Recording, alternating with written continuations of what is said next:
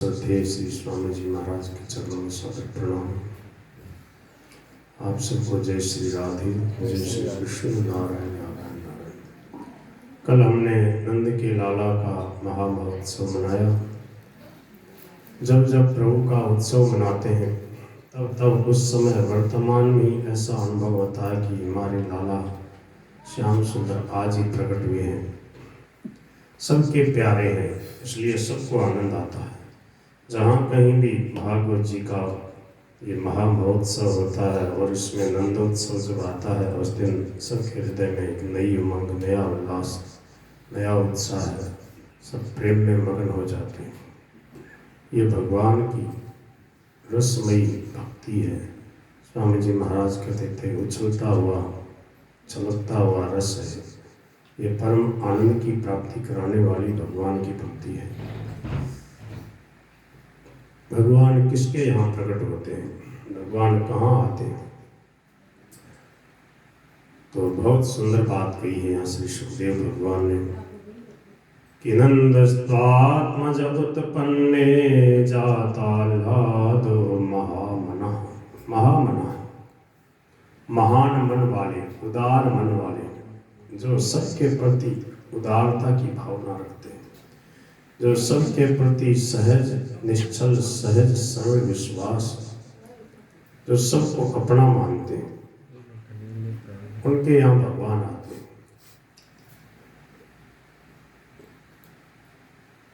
स्वामी जी महाराज ने, बड़े बड़े संतों ने, भक्तों ने हमारे को क्या सिखाया कि सबको अपना मानो।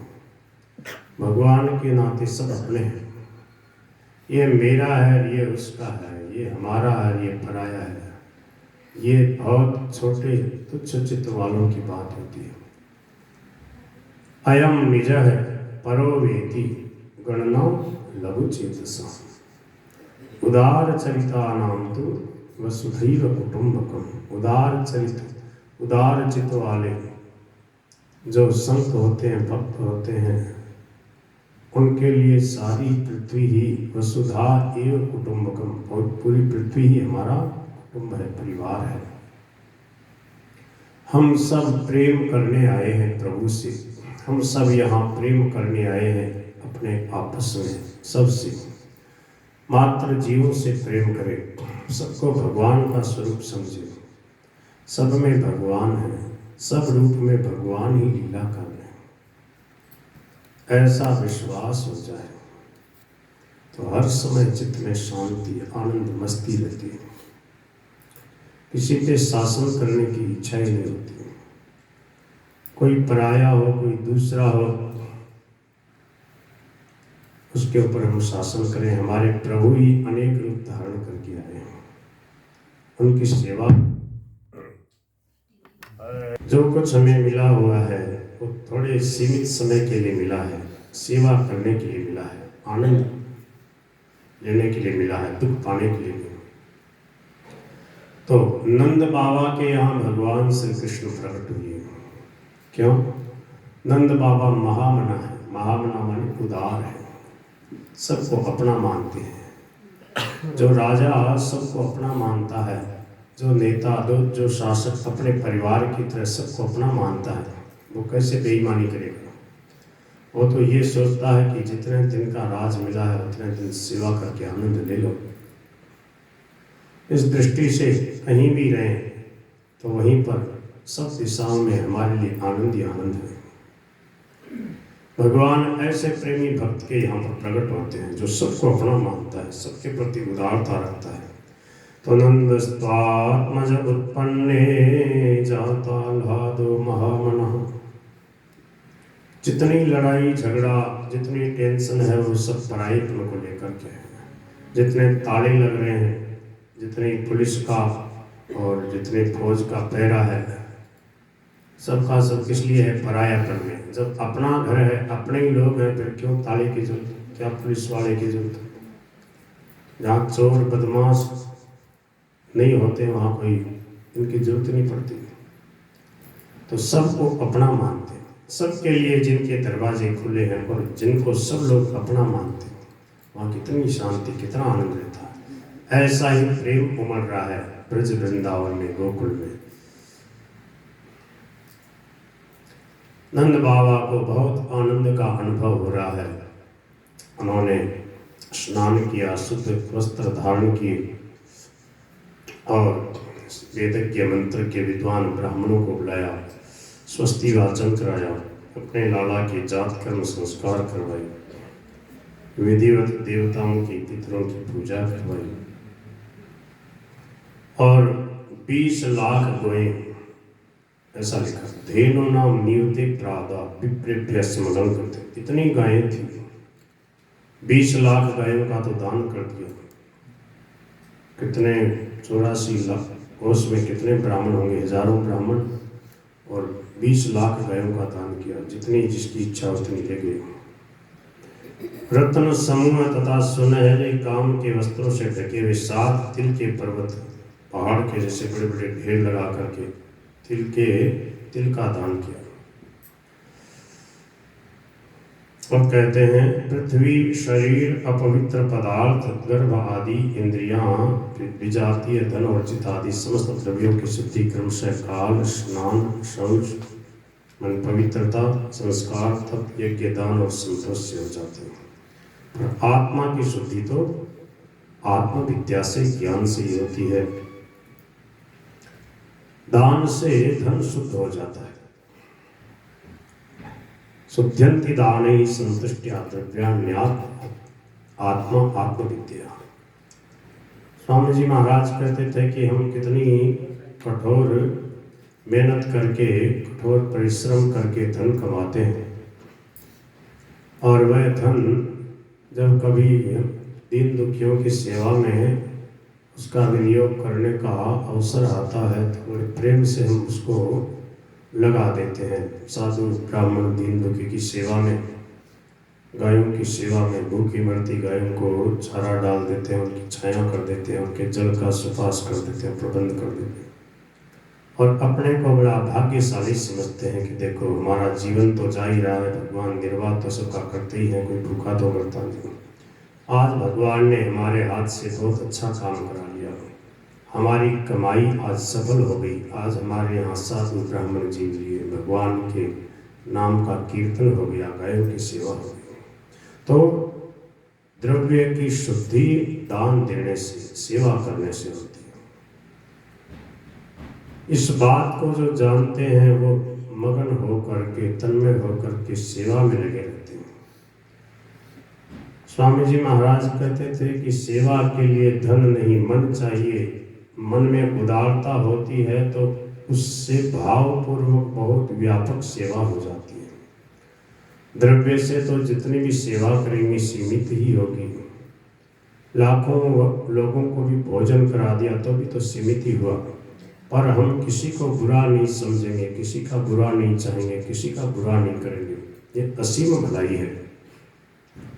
जो किसी का बुरा नहीं चाहता, मन नहीं करता, उसके लिए सब निर्भय हो जाते हैं। ये सबसे बड़ा दान है, सबको निर्भय कर देना।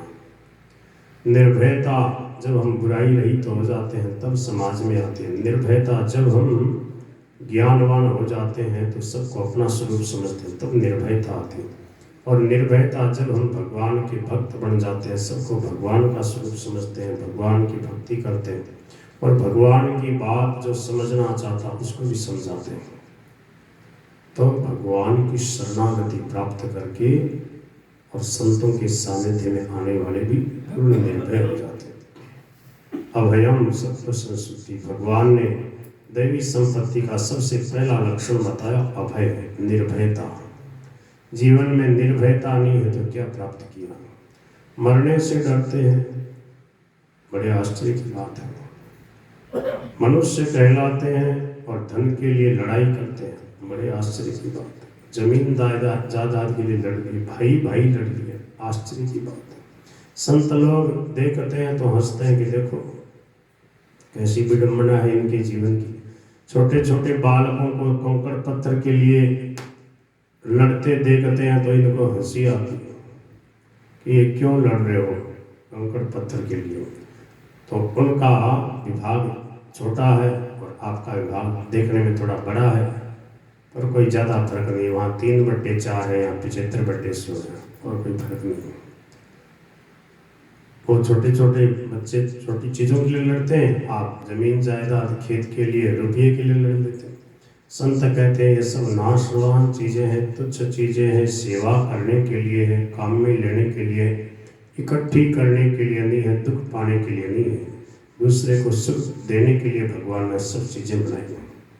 इस बात को जो समझ लेता है उसको कभी कोई टेंशन नहीं होती, कोई भय नहीं होता, कोई चिंता नहीं होती। यही मनुष्यता है। मानव होकर के चिंतित हो, मानव होकर के भयभीत हो, ये मानवता पे कलंक है। पर सबसे पहले इस बात को समझना होगा कि ये जीवन, ये संसार, ये भगवान का खेल खिलौना है। इसमें कोई सत्यता नहीं है, निरंतर नाश में जा रहा है। सब के सब बूढ़े हो करके आगे बढ़ रहे हैं। एक दिन सब कुछ छोड़कर अचानक जाना पड़ेगा। इस बात को हर समय याद रखें, ख्याल में रखें, तो उसके द्वारा कभी किसी को दुख नहीं पहुंच सकता। नाशवान तुच्छ चीज़ों के लिए लड़ाई करना, राम राम, बहुत गजब। लड़ाई कैसे करें? सामने वाला कहता कि मैं ज़्यादा लूँगा, बोले ले लो। बोले मैं 50 नहीं 60% लेऊँगा, बोले आप 70% ले लो, खूब आनंद से लो, बस हो गया, मौज हो गई। सत्संग इसी को कहते हैं। भीतर में उदारता होगी ना तो भगवान का बल रहेगा आपके भीतर में। इस बात पे विश्वास करना होगा। दूसरे की देखा देखी नहीं करना कि दूसरे अच्छे बनेंगे तो हम अच्छे बनेंगे। हमें अच्छे बनना, हमें भले बनना, हमें उदार बनना, तो भगवान का बल काम करेगा। भगवान के यहाँ कोई कमी नहीं है, कोई संपत्ति की कमी नहीं। भगवान का स्वरूप समझ ले, सामने वाले को अपने दुख पाले, कष्ट पाले पर उसको सुख हो जाए, ये भावना जब आपके अंदर होगी तो उसके अंदर भी सेवा की भावना जागृत हो जाएगी। स्वामी जी महाराज कहते थे ना, दो के बिना लड़ाई नहीं होती। लड़ाई में कम से कम दो चाहिए, दोनों स्वार्थी होते हैं, दोनों अभिमानी होते हैं, तब लड़ाई होती है। निस्वार्थ भावना होती है, सरलता होती है, विनम्रता होती है, तो वह कहीं किसी से लड़ाई करता ही नहीं। क्यों? अपना आग्रह छोड़ दिया, उसकी बात मान ली, कैसे अशांति होगी, कैसे लड़ाई होगी। बोलो भक्तवत्सल भगवान की। ये जीवन जीने की कला है भाई। बहुत विलक्षण बातें, बहुत सहज बातें संतों से मिली, हर समय शांति रहे। भगवान नंद बाबा जैसे प्रेमी भक्त के यहाँ, यशोदा मैया के यहाँ प्रकट हुए। सौमंगल्य गिरो विप्राः सूतमागध वंदिनः गायकाश्च जगुर्नेदुर्भेर्यो दुन्दुभयो।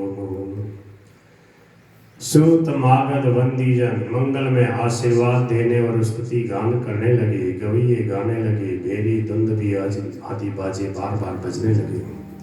उस दिन ब्रजमंडल के सभी घरों के द्वार, आंगन और भीतरी भागों को झाड़ बुहार कर चंदन आदि का छिड़काव किया गया। चित्र विचित्र ध्वजा, पताका, माला, रंग बिरंगे वस्त्र और पत्तों की बंधनवारों से सजाया गया।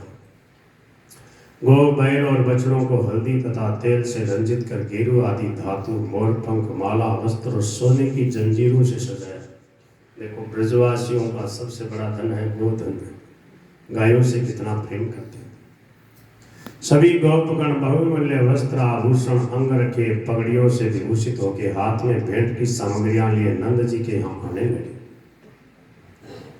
यशोदा जी के यहाँ लाला हुआ, ये सुनकर गोपियों को बड़ा आनंद हुआ और वे सुंदर वस्त्र, आभूषण, अंजन आदि से अपना श्रृंगार करने लगी। उनके मुख कमल नव कुमकुम रूप केसर से सुशोभित थे। वे नाना प्रकार की भेंट लेकर बड़ी शीघ्रता से यशोदा जी के घर चली। उस समय गोपियों के कानों में उज्ज्वल मणिमय कुंडल, गले में हार सुशोभित थे। वे चित्र विचित्र वस्त्र धारण किए थी। मार्ग में चलते समय उनके केश पासों से फूलों की वर्षा होती जाती थी। हाथों में जड़ाऊ कंकण विराजमान थे। चलने में उनके कुंडल और हार हिलते जाते थे। इस प्रकार नंद भवन को जाते हुए गोपांगना की अपूर्व शोभा हुई। देखो, वेदव्यास जी महाराज जब वर्णन करने लगते हैं तो बिल्कुल ऐसा ही लगता है, सामने साक्षात उनकी लीला हो रही है, देख देख कर वर्णन कर। और सही बात है, जो कुछ वर्णन कर रहे हैं उनको सब कुछ दिख रहा है, देख देख के वर्णन कर रहे हैं। तुलसीदास जी की रामायण पढ़ो, वाल्मीकि रामायण पढ़ो या वेद व्यास जी के ग्रंथ पढ़ो, तो उनके सामने सब लीला हो रही है, दिव्य दृष्टि उनको प्राप्त है। कोई चीज़ जैसे हम देखते हैं तो देख देख करके उसका वर्णन करते हैं, जाते हैं, ऐसे ही वर्णन कर रहे हैं। गोप्यः सुमृष्टमणिकुण्डलनिष्ककण्ठश्चित्राम्बराः पथिशिखाच्युतमाल्यवर्षाः नन्दालयं सबलया व्रजतिर्विरेजुर्व्यालोलकुण्डलपयोधरहारशोभा। नंद जी के यहाँ पहुंचकर वे बालक चिरंजीवी हो ऐसा कहकर के आशीर्वाद देती हैं और लोगों पर